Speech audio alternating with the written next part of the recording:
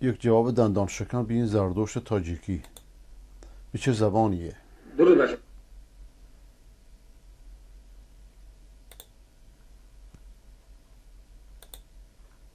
درود بر شما. این صبح وقتی که فیسبوک رو شدم، داملا ابراهیم گفتن یک برادر جاروبریش ابلهریش به زردوشت طعن میگفت، خوراک میداد، مجوس میگفت. و یک بار دیگر با این داملا و با دلخواه داملاهای دیگر تاکید میکنم که با گذشتگان ما نرسید. گذشته پرست نباش، گذشته پرست و تاریخ پرست نباش. همه مصیبت ها از همین تعصب خشک بلند میشه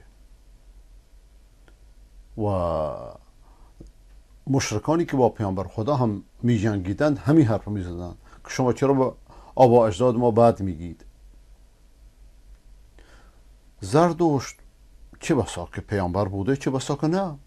ما در اسلامی هیچ دلیل قاطع علمی نداریم که زردشت پیامبر بوده، ولی با این حال پیامبر علیه السلام فرموده که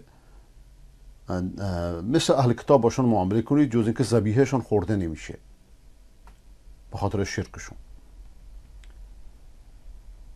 تا جایی که من یادم میاد ما به زردشت اهانت نکردیم، لیکن زردشتیگری، آتش پرستی بلایی را بر سر ایران در آورد در 6 قرن حکومت ساسانیان، درست مثل همین بلایی است که تشیع بر سر ایرانیان الان در آورده بر سر منطقه.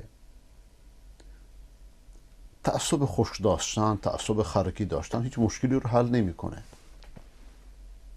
این که آبا و اجداد ماست، ما شما همه از این منطقه ایم، به آبا یعنی اسلام که من شما رو نجات داده. شما که به اسلام معتقد نیستید، به خودت مربوطه. لیکن شما بگو چیه زردشتیگری از اسلام بهتره؟ همین که با محارم خود ازدواج میکردن این کار خوبیه؟ اسلام اومد پاکشون کرد، دنیا را پاک کرد. حتی در زمان زردشتیان مثل جنوب شرق آسیا الان مرده ها رو مثل تایلند و اینجاها آقا حق دفن نداشتن، مرده رو باید میذاشت تو کوه که کرکس مقدس میومد اینا رو میخورد. اسلام اومد تهذیب یادشون داد، مرده رو چطوری دفن کنید، با زندگان چطوری رفتار کنید. زنی که عادت ماهانه باش پیدا میشد کسی حق دست زدن بهش نداشت، کسی حق باید دارید توی گوشه توی گودال بذارانش، نجسه. اسلام با یک کاسه آب اومد پاکش کرد. این ارزش ها رو بدونید. همچنان که دختران از زنده گوری در جزیره العرب نجات داد، همچنین وضع زن رو در دنیا بهتر کرد. لیکن قدر گل را گل شناسد، گوهر و گوهر شناس. بریم جلوتر ببینیم یا آقای برادر تاجیک چی میگه. گذشتگان ما اهانت نواره. حضرت محمد پدرش کافر بود، هیچ چیز نمیگفت و در بهشت اونها هم نه هیچ چیز نمیگفت، یعنی که گفت که پدر شما در جهنمند. به هر دو یه شخصی اومد که من پدرم کافره، گفت پدر من و پدر شما هر دو در جهنمند. این اهانت نیست، این بیان دینه. این بیان این مطلبه که راه درست انتخاب کنید. راه درست اینه، راه بهشت اینه. نصیحت به مردم مهمتر از تعصب‌های خشک بر پدران و بر آبا و اجداده. بریم جلوتر. با یگان جاربریش، کلتریش، کوسریش، جاهیلریش. اینا که فوش شما خودت داری اهانت میکنی که حرف منطقی بلد نیستید. خودت دارید با تعصب خشک برخورد میکنید. چشمیش اینا چیه دیگه؟ نمیدونم جایرریش، کوسریش کس امکان نداده است که گذشتگان ما را حقارت دهد. یک بار دیگر تاکید میکنم با همه دامله ها از منطقه کلوب تا به بدخشان، هر کسی که دیگر به زردوشت اهانت، حقارت، درشتی، دغلی، تحقیر و تهمت میزند، من به سود مراجعه میکنم. و این که قلدریه. این حرف که شما میزنی یه قلدروی چاقوکشیه. این منطق چاقوکشانه، منطق علمی نیست. و اون کی به زرتشت توهین کرده؟ و علاوه بر این اصلا توهین به زرتشت چه معنی داره؟ خیلی الان که مشکل زرتشتی نیست که. اگه کسی زرتشتیات یا فکر زرتشتی رو رد میکنه، حق هر کسیه. وجدانشان بسوزد اون نفرانه که به گذشتگان ما نخست پیامبری به شریعت زرتشت است، نخست کتاب آسمانی. نه اینم دروغه. این دلالت بر جهالت شما میکنه. زرتشت پیامبر بشریت نبوده. اولا در خود پیغمبریش حرفه. عرض کردم در بدایت سخنم که زرتشت ما دلیل قاطع بر پیغمبر بودنش نداریم. مثلا بر پیغمبر بودن عیسی، موسی علیهم السلام دلیل قاطع اسلامی داریم، لیکن راجع به زرتشت نه. لیکن با این حال کسی از مسلمانان بهش اهانت نمیکنه. منطق مسلمان ها منطق اهانت نیست. غیر مسلمانان به مسلمانان اهانت میکنن. شما الان اگه میتونستی چه بسا که پیغمبر فوش هم میدادید با این منطق چاوکشی که داری.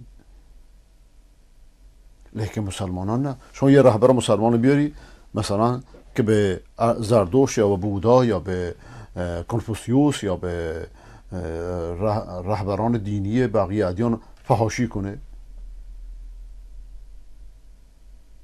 بلکه قرآن ما را از فحاشی به بت‌ها باز می‌داره.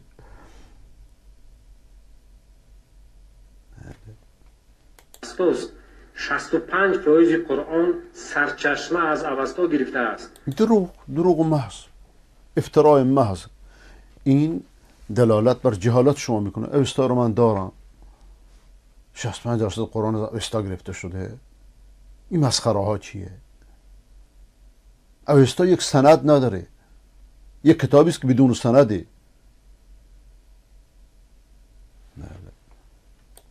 و حضرت محمد این کار نکرده است، کافر نگفته از زرتشت رو در قرآن. مسلمانش هم نگفته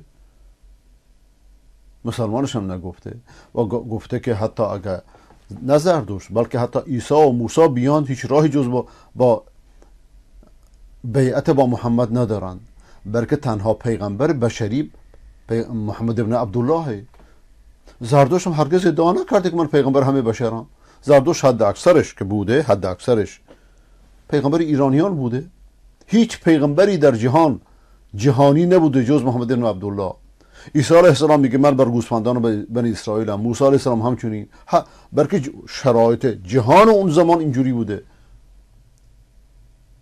این من قریة الا فیها نذیر. هر شهری رو ما براش پیغمبری فرستادیم، هر شهری، هر کشوری، هر منطقه، هر قبیله‌ای. این حرفا شما جز تعصب، جز جهالت و نادانی چیزی نیست.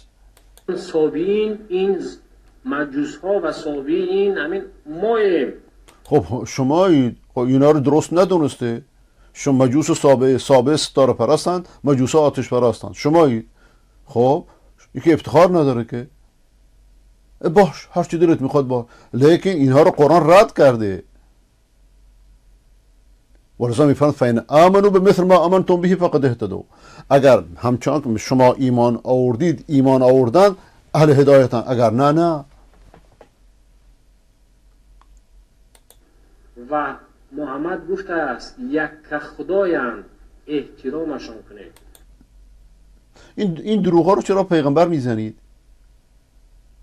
ما از دروغ آخوندهای شیعه مینالیم. الان یه زردشتی کرواتی اومده دروغ میگه، یه صحابی. و به این جهلتداران یعنی چی؟ جاروبیشی دوباره شروع کرده فحش دادن. چپوشک زده کسی امکان نداده است که زردشت را تحقیر کنند. آگاه کردن. نه شما آگاه که نکردید هیچی، بلکه جهالت خود رو آشکار کردید. آگاه که نکردید بلکه از جهالت خودت سخن گفتید.